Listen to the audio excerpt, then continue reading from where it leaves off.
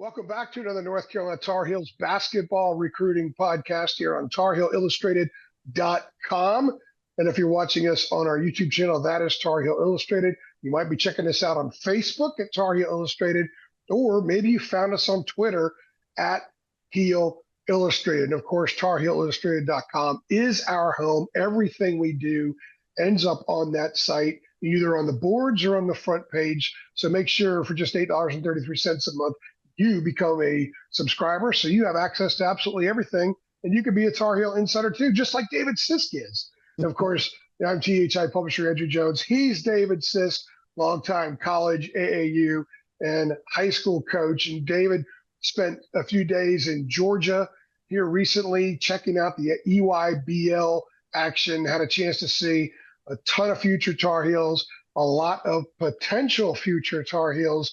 And we're in the process of rolling out some discussions about what David saw, about the kids he talked to. We already did Elliot Cadeau. And here we're going to discuss Jaren Stevenson, 6'9", 205 pounds, class of 2024 power forward. He's a number 24 player in the country. A lot of chatter about Jaren reclassifying to 2023. So we're going to get into all that with David.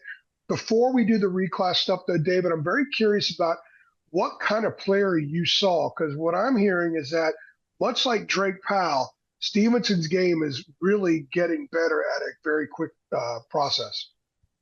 Yeah, in watching him, and we were excited about him, and I'm sorry I looked down here. I'm looking at a few notes. First time we got a chance to see him against really man-to-man. A lot of times we've seen him, they've played against zone. So when we saw him on Team United, he's playing, with that against the man. He is really working on bringing his game out on the floor right now. So, and I see this a lot with guys his size when they go into 17 under. They've always played kind of in a lane, maybe not a low post player, but they really didn't step out to three earlier on in their career. And let me tell you what, you see it with a lot of guys around that 6'8", 6'9" range. And sometimes 17 and under can be frustrating because you'll see these guys and they're very highly ranked and their shooting numbers will be bad. They'll be kind of hard to watch. Now, Jaren's not as much as some of the others that I've seen. And I'm talking about years past. That turned out to be household names, but they were making the transition from inside player to outside player. And it was a process. It definitely wasn't a finished product. So Jaren, he's making that transition. I noticed he was out on the floor, out on the perimeter a lot. And I've even thought, and I asked him about it, I said, looks to me like there may be a possibility of you even playing the three in college. And, he believes that's something that'll happen. He's going to be the 3/4, and he could play small forward. Got good agility, got good feet. It's got some wiggle, with a ball. Does some really good things. Now, his three-point shooting, I was looking at the overall stats, is like 22.2%, I think it is. And he was shooting 33.3% after the first event. He had made 4 of 12 of his three, right around an 80% foul shooter. And I know this from talking to NBA scouts that I've spoken to, that we've done stories with on here, and relationships I've made there. They are fully in the belief that if a perimeter player can shoot 80% from the foul line, they can get them up to a 38% shooter from three. So there is that correlation between the foul shooting number and the three-point shooting number, the way they see it, because foul shooting is all about form. You've just got to stretch it out farther out onto the floor. So I do think watching his foul shooting, I think that's going to come. But like I said, he's got some wiggle to him. He's got he's good with the ball, good rebounder. Got a lot of energy. So, he says right now the things that he needs to work on, he just feels like his ball handling can be a little loose at times. 6'9", 205. So he's going to beef up, still perhaps another year in high school. That's something he's going to have to look at. But, you would think that he would probably need to be up to about 220, 225, at that size going into college. 205 is a little light. So that's something that he's got to get grow a little bit. So you can see that he's got things, but he's got things too that he's got to prove on in his game and in his body. And it's just a maturation process. Well, a lot of the outside stuff is newer than the free throw shooting. He's been shooting free throws his whole life. So I think you've told me about that before. And I think that's an interesting way of looking at things. What is it about watching a guy consistently make free throws that translates to that perimeter shot? Form. And if you look, you hardly ever have guys, and I know this from coaching younger players, coaching high school, coaching AAU. If a guy's shot is broken on the foul line, it's broken on the 3-point line. Yeah. And so it's all about form. And guys with that shooting form, normally what happens, and I hate to see middle school kids. When I coach middle school kids, there was only 1 or 2 players ever coached that I'd ever allow to shoot a three, even practice it. I wouldn't let them practice it because what happens, their body weren't ready yet. So we could get them into about 15 feet right around that foul line and just get the form in and be really, really good. And then you could have that elbow in right here. You could have that thumb right over that eyelid right there. And then you move them out to the 3-point line and they aren't strong enough yet. And it gets down here and they start shooting from the hip. Yeah. So that's the thing. Now, at that age, it's not going to be enough. But as you move out, why will you play golf? Why could you hit a pitching wedge more accurate than you hit a driver? You're not taking the big full swing and all that. So it's the same way you step out behind a 3-point line. There's more body parts involved. There's more of a jump. It takes more of an effort to get it there. And I think a lot of it's just confidence. So you've got to build it. It doesn't happen overnight. The body gets stronger. And we'll see a lot of times kids in high school, you'll look at them and you'll say, okay, they're going to be fine shooting the ball. They just got to get stronger. And as they get stronger, and they go from having to shoot the ball down here because they can't get it to the goal when they're here. So they got to get it here. So as they get stronger, the ball gets here, the form gets better. So it's just development. But to answer your question, they look at that and they say, okay, he's on the line.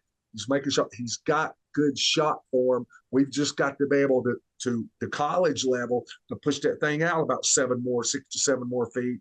And then in the NBA farther than that, because so it just becomes a thing where you're just moving them back. This podcast is already a win because David Sisk dropped a golf reference. We got to get more of those. I can't hit either one of them straight. So. When you know my Gwen golf story, that's a horrific. That was a horrific experience in life. Before we discuss whether or not or where things stand with Jaren Stevenson possibly reclassing, staying on his game, what about his game makes you think a reclass makes sense? I mean, how much of this is performance that's driving all this speculation and maybe something that he and his people are thinking about? And how much of his game maybe isn't refined enough that would also play into be a factor in the decision-making process as well? Right now, there's not anything in this game that makes sense to me reclassing, just to be honest with you. Now, like I said, right now. So just to kind of answer a question that can kind of help you as we go into the next part. He told me, and his dad's told me the same thing. It's not a deal where we're going to make a decision based on the first 2 weeks. That this decision is going to come in the summer. And if you're talking about July after the Peach Jam, which makes me think that's going to be the time. Peach Jam are right around there because you've got May, then you've got 2 more tournaments in May. You've got one in Dallas, you've got one in Memphis. We'll be at the one in Memphis. And then you've got all of June, you get into the middle of July, you've got Peach Jam. So you've still got 2.5 months from now to improve. And like we said, make those improvements, get your body strong, and then see how he does from there. So if I'm looking at him right now, from what I saw the 3rd week of April, in 2023, you're talking about reclassing and stepping right in and being able to help somebody in a power conference. That's a lot to ask. So what I see from him right now is I don't think that he's ready at that point. Now, don't run away and say, well, David Sisk says Jaren Stevenson can't play the ACC. I never said that. He's got more time to work on it. So we'll see, and they will see where he's at, I think, in July, and then make the decision from there. But he's still got 2.5 more months. I would imagine part of the decision might also be if the schools that he would prefer to go to would take him, Yes. or if it would make sense going. Just like with Elliot Cadeau, he says, look, the roster matters.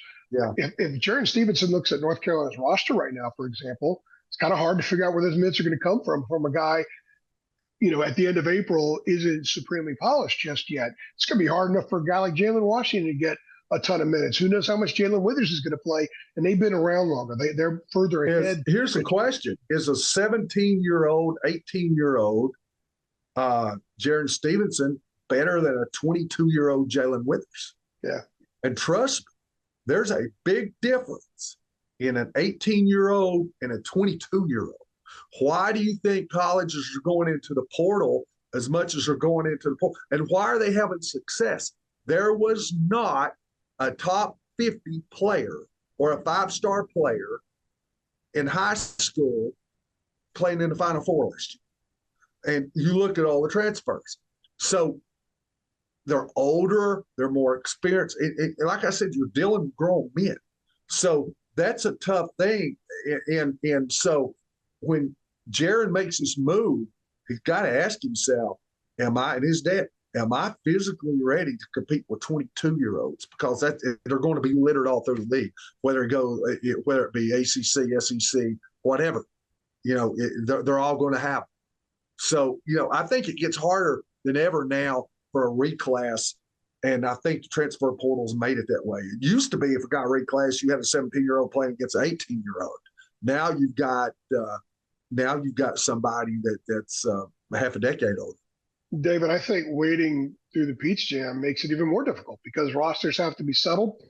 There are plenty of guys out there in the portal coaches are going to want to take, and if he's going to go somewhere where he plays a lot, it might not be a great roster to begin with. And how hard is it? Are going to find kids now. They're not going to go into late July with 12 scholarships. No. They're going to use 13. And how hard is it? Those kids are going to be there this summer working. How hard is it to make that move in July? I know you're a month away from being on campus. Yeah. So and I think that there's some communication if that happens between the player and the parents, the coaching staff beforehand, that they've got an idea that this may happen. But that's to me, if you were going to do that in July, unless everybody knew it was going to happen, this thing's been in the works for several months. But that's not the case with Jaren. His dad, he told me the same story his dad told me, separately, away from each other, that we're just going to get through this EYBL, get into Peach Jam, get into July and see where he stands. You do not have to answer this question if you don't want to, but what kind of hunch do you have? Do you really think, where will he be playing basketball this time? Not this time next year, but next winter. Let me look. Okay, where do I think he'll be at next winter? Yeah, well, like where will he be in college, or will he still be in high school? Well, he'll be in high school. You made that one much easier. If I didn't think we'll have to pick a college. Where? So. Yeah, I didn't mean to ask you to pick. Like he might leave Seaforth High School and go somewhere. Especially if you're a guy thinking reclass, maybe you want to step up and play somewhere, one of the more national programs instead of Seaforth, which is a public school right near Chapel Hill, actually, in Pittsburgh. Yeah. The schools he mentioned to me that are recruiting him the hardest right now are North Carolina, Virginia, North Carolina State, Arkansas, Pitt, Missouri. Those are ones, who knows, others may get involved. But, if you had, it may not be at Seaforth. You never know. It may. I know this. If I was a coach at Oak Hill or a coach at Montbird or Link Academy or wherever, at one of those, he's a guy that I would be checking on, man. Say, hey, come and play with us. Get in here, get yourself. We're going to have a college-like training table. We're going to have a college-like workout facilities. We've got college trainers. We've got all this. You've got to get yourself ready. We will get, and that's why James Brown left.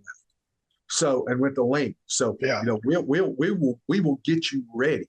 So I don't know if it'll be C. I have nothing. He have not said anything about that. His dad coaches the C4. Yeah. So, that's something to take into equation. But I'm just giving you a guess that you asked me what I think. I think he'll be in high school next year. But like I said, he's got 2.5 months. He may come out and he may look like Jason Tatum here in July. And then you're talking about a whole new ball game. So yeah, that's true. This is a deal where I really think that I think it comes down. We get to watch him peach jam and then kind of have another discussion.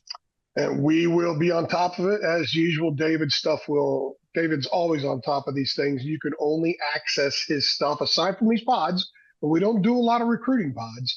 You can access all of his stuff for just $8.33 a month, and everything else we do that's premium on our site. And remember, guys, 70% of what we do at Tar Heel Illustrated is actually free content. 30% is not. We got to pay the bills. Got to be able to send David to Memphis and Georgia and all these other places. And I go wherever the Tar Heels go, but it's that 30%. That stuff can make you a Tar Heel insider. That's why you need to subscribe to THI, become a member of our community, where you can interact with David on the boards and just ask him 1,000 questions. And I guarantee you, he'll sit up late at night and he'll answer all those questions for you on the message boards, because that's the kind of team player David Sisk is. And for David Sisk, this is Andrew Jones. We appreciate you stopping by. We got a lot more of these coming up here in the next week or so, guys. So make sure to come check us out again.